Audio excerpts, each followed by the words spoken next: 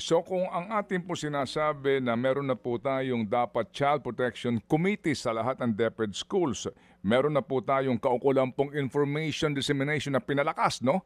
Dahil nga po doon sa mga una pang naging rekomendasyon ng EDCOM at maging ng mga mambabatas dito po sa usapin po ng IRR, anyari sa kinarayan.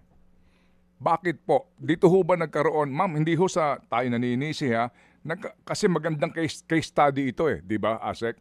So, kung meron na pong Child Protection Committee dito po sa kinarayan, yung eskwelahan, kung saan nangyari ito, meron na po kayong kaukulang binabanggit nyo na information campaign, dissemination sa mga public schools, bakit nangyari ito? Saan ang pagkukulang kung meron man ng school authorities? Manong Ted, tama po kayo dyan. Kung meron na tayong mga ganitong mga polisiya in place, bakit may mga nangyayari? Unfortunately, talaga pong may nangyari. At ang sinasabi natin dito ay ang Child Protection Committee dapat ay nagtatanong na kung ano ang pwedeng gawin.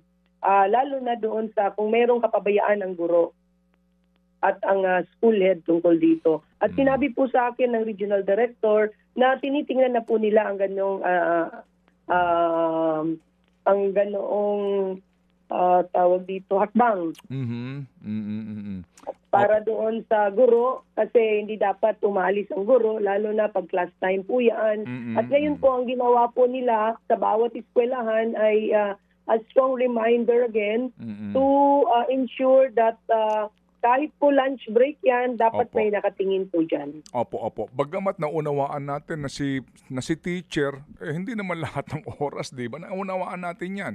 Oo, na si teacher din po, marami pagkakaabalahan, si principal din po ay busy, kaya pinag-uusapan to para nga po yung reforma na atin pong sana matutunan at dapat nagawin dito po sa pangyayaring ito. Sumunod ho ba? Ano ang report ng inyong division chief? Sumunod ho ba ang pamunuan po ng eskwelahan doon sa klaro na mechanism na dapat nilang ginawa right after the incident? I mean, meron niyang step by step 1, 2, 3, 4, 5. Ano ho ang report sa inyo? Sila ho ba'y sumunod sa lahat ng panuntunan? Opo. Manong Ted, sumunod po sila sa panuntunan kung paano ididilito, paano i-report ito at paano ang gagawin sa mga bata. Nakita po natin ito sa report at nakausap po ng ating regional director, ang division office, kung paano ito na-handle. Okay. At ang sabi naman sa atin ay, sinabi po namin na dapat makita natin ang lahat ng anggulo upang magkaroon tayo ng forward steps po, Manong Ted. Kasi hindi po pwede na mag-report lang tapos naayos na yung mga bata at nagtatapos po doon. In fact, hindi naman po nagtatapos lang dapat sa report. Kasi ang ginagawa ngayon ng ating mga guidance counselor at mga school counselor ay minomonitor po nila ang mga bata. Hindi lang yung nabiktima, pati na rin yung nambiktima. Mga kapatid, brothers and sisters, saan ka pa? Dito na tayo sa totoo. Dito na tayo sa True FM. Mga kapatid, mag-subscribe and follow po kayo sa social media accounts ng True Network PH. Yan po kami, hanapin nyo lang True Network PH, Facebook, Instagram, YouTube, TikTok, and podcast.